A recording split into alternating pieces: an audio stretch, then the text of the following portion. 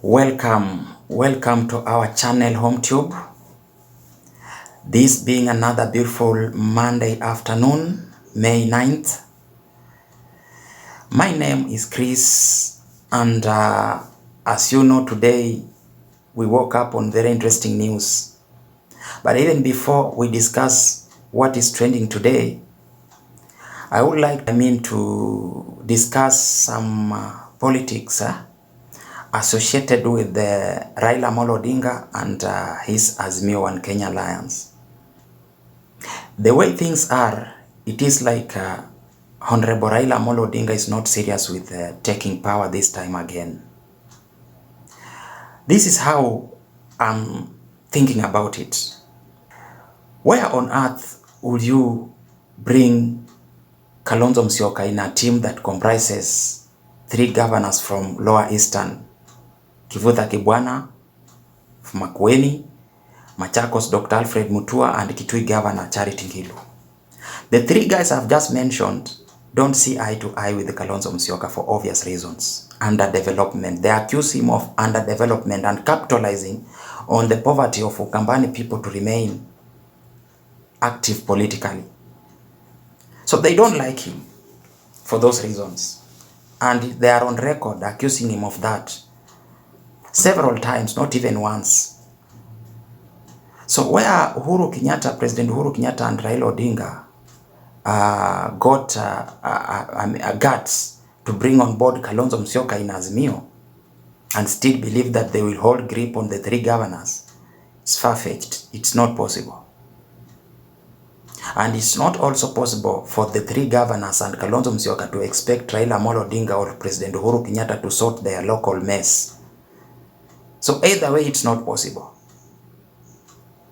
I'm saying this because looking at the body language of the 3 governors and looking at the body language of the Wiper Party leader Kalonzo Musyoka, the 3 governors want Raila Odinga to involve himself in their local politics. They want Raila Odinga to sort their differences, which is not possible. It's not even good, cannot be good for Raila Odinga, because he will appear like he's trespassing to other regions to arrange politics for them. So that one is expecting Raila Odinga to involve himself in matters which he should not. Then look at the side of Kalonzo Musyoka. All the time he begs President Uhuru Kenyatta, please President Uhuru Kenyatta, be the chairman of this, be the chairman of oversee this. It's another crybaby who expect President Uhuru Kenyatta to involve himself in his mess with the governors from that area. So Ukambani is messed up, it's chaotic, and I would advise Honorable Raila Amolo Odinga to choose one. Is either he works with the 3 governors or he works with Kalonzo Musyoka, but not all of them. It's not possible. In fact, Kivutha Kibwana has already left. Today, Machakos Governor Dr. Alfred Mutua has made it official. He is now a Kenya Kwanza member. Charity Ngilu has been vocal on the front line in Azimio and very active and loves Baba very much. And she has been visible in all Azimio meetings and rallies. She's fizzling out. She can't be seen nowadays. So she's just in Azimio body, but her heart is not there. Why? Because Kalonzo Musyoka came on board. So they will not work with Kalonzo Musyoka. That one I can assure you, whether you jump up, come down, go to the moon, come back several times, they will not. That one, President Uhuru Kenyatta and his friend Honorable Raila Odinga must think very fast. Again, I want to warn Raila Amolo Odinga.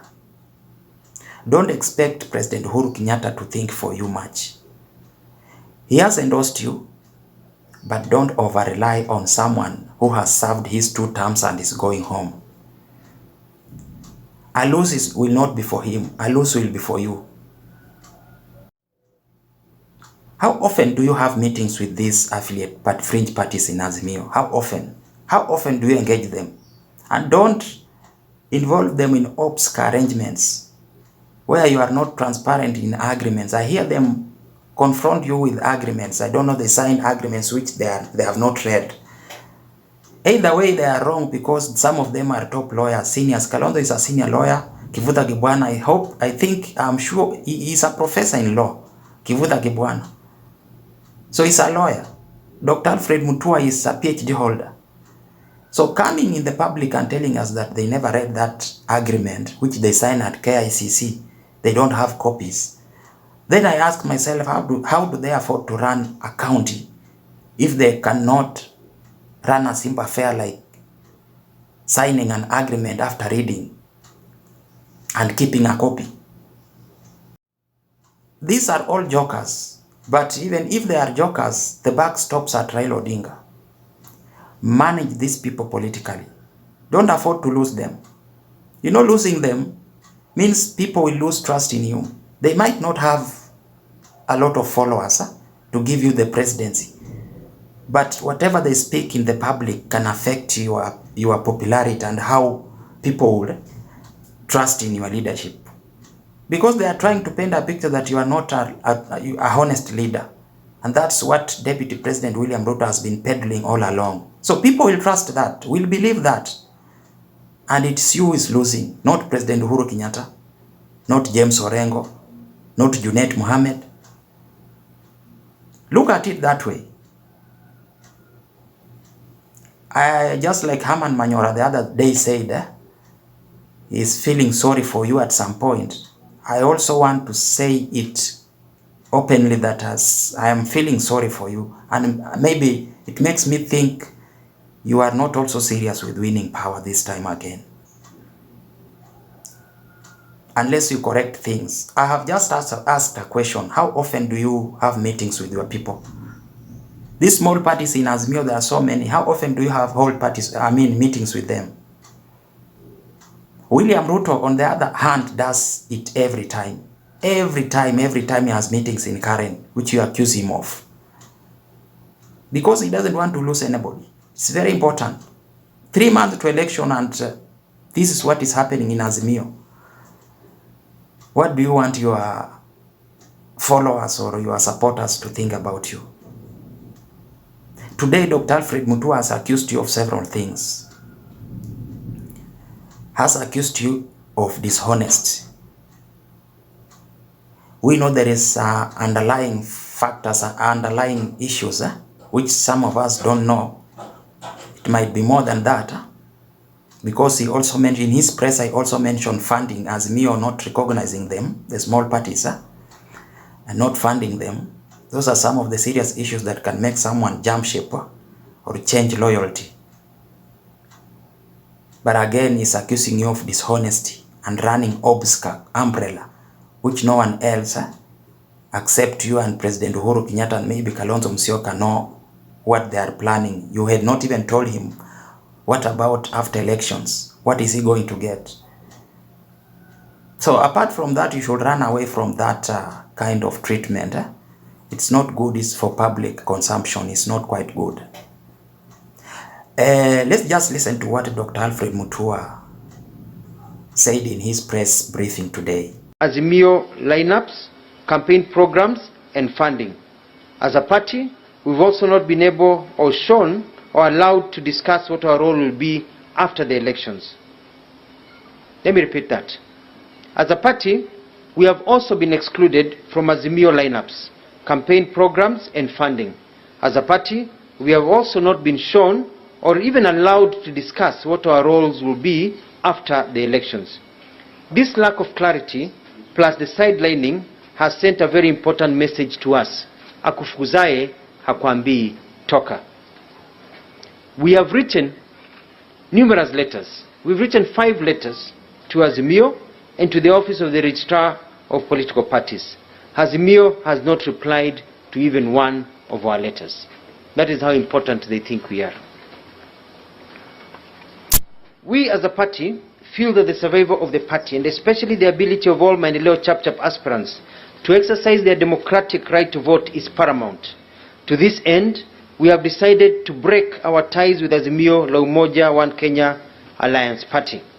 Azimio have violated the letter and spirit of the agreement we went into.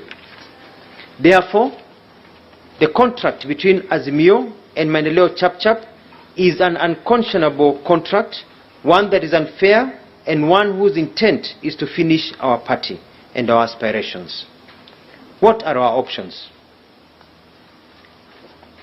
Fellow Kenyans, the wind of change is blowing in Kenya. We cannot continue being in a country of a few millionaires and millions who are suffering in abject poverty. We as a party, we are known for development, and we have studied the market and looked at the direction of the wind vane, and it is clear Kenya is ready for change. Not change that comes from the top, but one that rises with the masses at the bottom. Kenyans want roads. Kenyans want jobs. Kenyans want more money in their pockets, and they want a leadership that is fair and inclusive. Therefore, we are convinced, and I am convinced, that the best team to transform Kenya is Kenya Kwanza, and the best leader to free us from the yoke of poverty is one Dr. William Ruto. So that is Dr. Alfred Mutua accusing Azimio leadership of so many things. Now he has moved on, he has joined Deputy President William Ruto. Politically, it's not looking so good for Raila Amolo Odinga. Well, thank you. Keep on subscribing. Put a thumbs up to this video, and you will be among the first guys to get notified of anything we put online. Again, my name is Chris. Have a beautiful week.